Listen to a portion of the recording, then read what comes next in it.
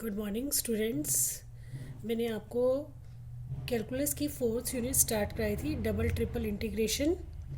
तो आज मैं उसकी आपको फर्स्ट एक्सरसाइज सॉल्व करवा रही हूँ। कुछ डिफरेंट फॉर्मूले नहीं हैं, आपको मेन इंटीग्रेशन के फॉर्मूले आने चाहिए तो आप डबल ट्रिपल इंटीग्रेशन सॉल्व कर सकते हो।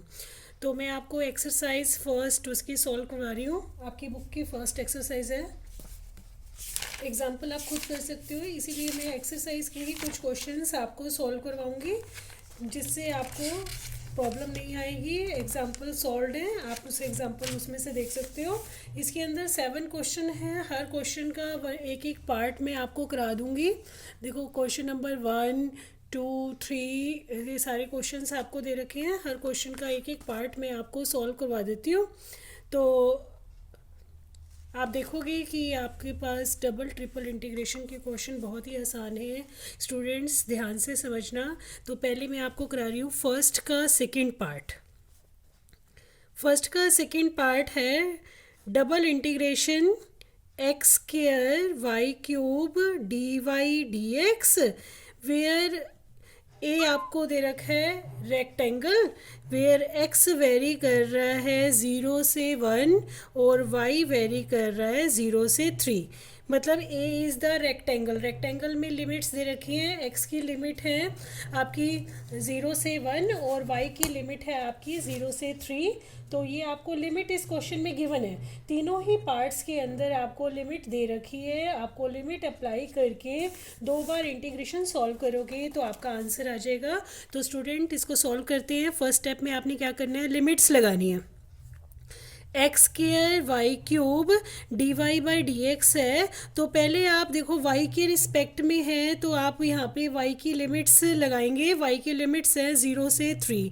फिर एक्स के रिस्पेक्ट में है, फिर मैंने आपको एक्स की लिमिट लगा दी। तो स्टूडेंट्स आपको ध्यान रखना है कि आपको पहले जो अंदर की साइड इंटीग्रेशन है पहले उसको सॉल्व करोगे, फिर बाहर की साइड का इंटीग्रेशन सॉल्व करना है। मतलब कि आपको पहले y के रिस्पेक्ट में इंटीग्रेशन करना है, फिर x के रिस्पेक्ट में इंटीग्रेशन करना है। जब आप y के रिस्पेक्ट में इंटीग्रेशन करोगे तो x वाला आपका कांस्टेंट है, तो पहला इंटीग्रेशन मैंने एज इट इज़ उतार दिया। तो x square y cube d x का डी वाई का इंटीग्रेशन, तो एक्स स्क्वायर तो आपका कांस्टेंट हो गया, वाई क्यूब का इंटीग्रेशन आ गया y की पावर 4/4, लिमिट्स हो गई 0 से 3 और dx के रिस्पेक्ट में इंटीग्रेशन अभी रह गया। फिर आपने क्या करना है, पहले लिमिट्स डालनी है फिर दूसरा इंटीग्रेशन करना है। तो आप देखोगे एक्स स्क्वायर बाई 4 तो आपका कांस्टेंट है। आपने y4 में लिमिट्स पुट करनी है, y4 में अपर लिमिट और लोअर लिमिट। पहले आप अपर लिमिट डालोगे 3 की पावर 4, फिर आप डालोगे 0 की पावर 4 और ये आपका हो जाएगा dx। तो स्टूडेंट्स सॉल्व करते हैं। 0 से 1, 3 की पावर 4 आपका हो गया 81।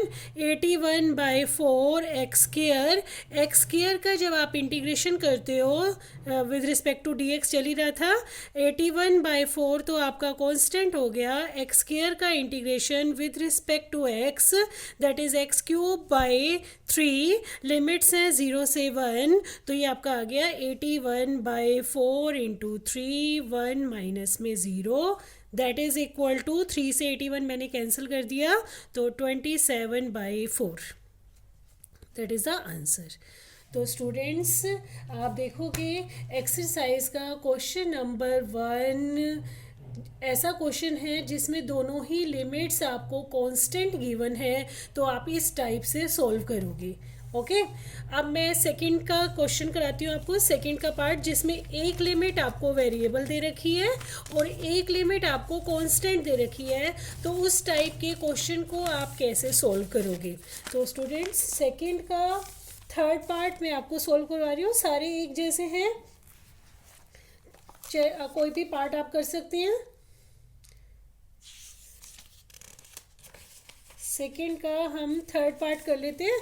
थर्ड पार्ट में देखो आपको क्या दे रखा है, सेकंड का थर्ड पार्ट, सेकंड का third part that is integration 0 से 1 इंटीग्रेशन 0 से एक्स स्क्वायर ई की power y by x d y by d x.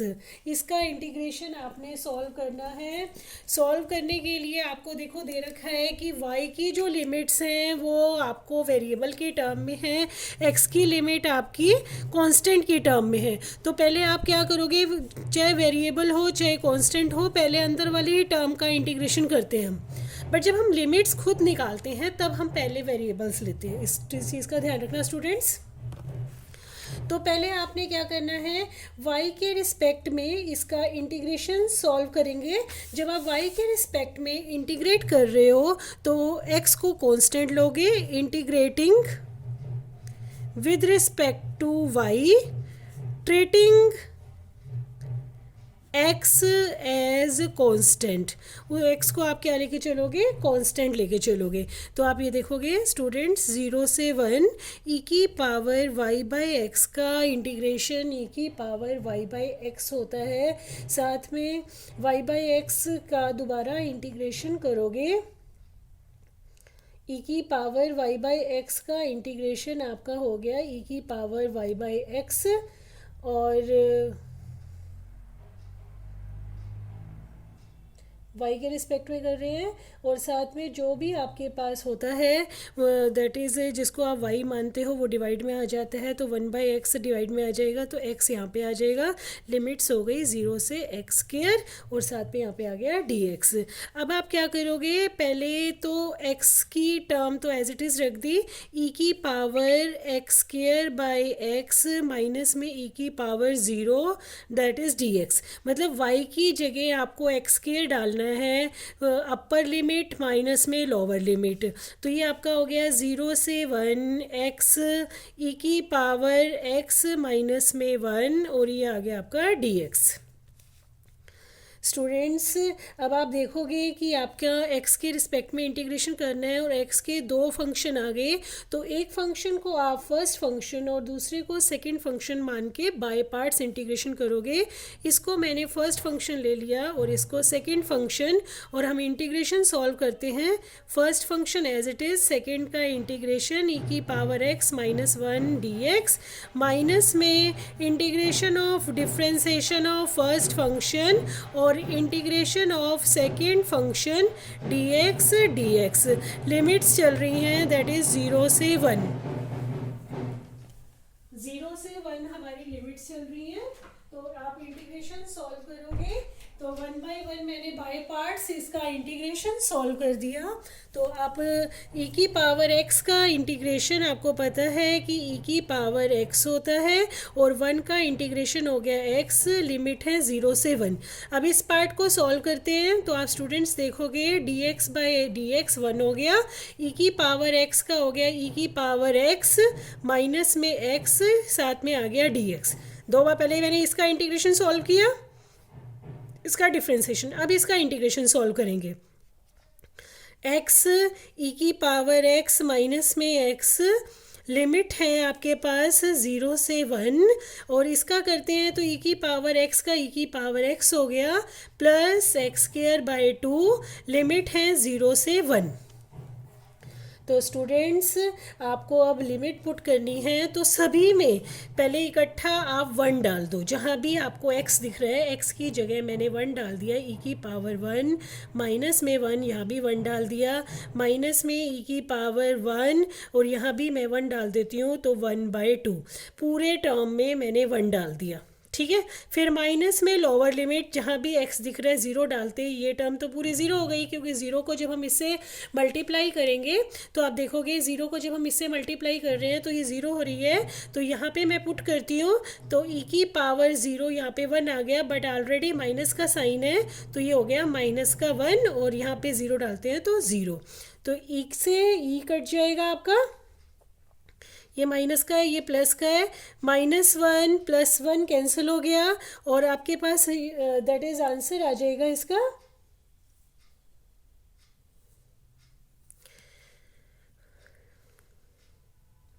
e की पावर 1 आप देखोगे जब मैंने लोअर लिमिट डाली, अपर लिमिट माइनस में लोअर लिमिट, तो आपका यहाँ पे आ जाएगा दैट इज़ द 1/2। स्टूडेंट्स यहाँ -1/2 आ रहा है, कहीं इंटीग्रेशन में थोड़ी सी मिस्टेक हुई है, तो इसको आप चेक कर लेना कहाँ पे मिस्टेक हुई है। मिस्टेक आपको निकालना है इसमें से। सिंपल है इंटीग्रेशन, 1/2 आंसर आएगा। माइनस प्लस में देखते हैं हमने कहाँ पे मिस्टेक की। e⁻x में यहाँ पे पुट करते हैं तो आपके पास आ गया पहले मैंने 1 डालती हूँ मैं। अगर आप 1 पुट करते हो, आप यहाँ पे देखोगे पूरे में 1 डाला तो ये हो गया e⁻1 माइनस में 1, यहाँ पे हम 1 डाल रहे हैं तो आपके पास दैट इज़ स्टूडेंट्स, सॉरी यहाँ पे मिस्टेक हुई है। आप अभी हम देखेंगे कि हमने माइनस है, यहाँ पे माइनस है, यहाँ माइनस है, यहाँ मैंने प्लस कर दिया तो ये माइनस ही रहेगा, तो माइनस माइनस यहाँ पे प्लस हो जाएगा, तो आपका आंसर आ गया 1/2।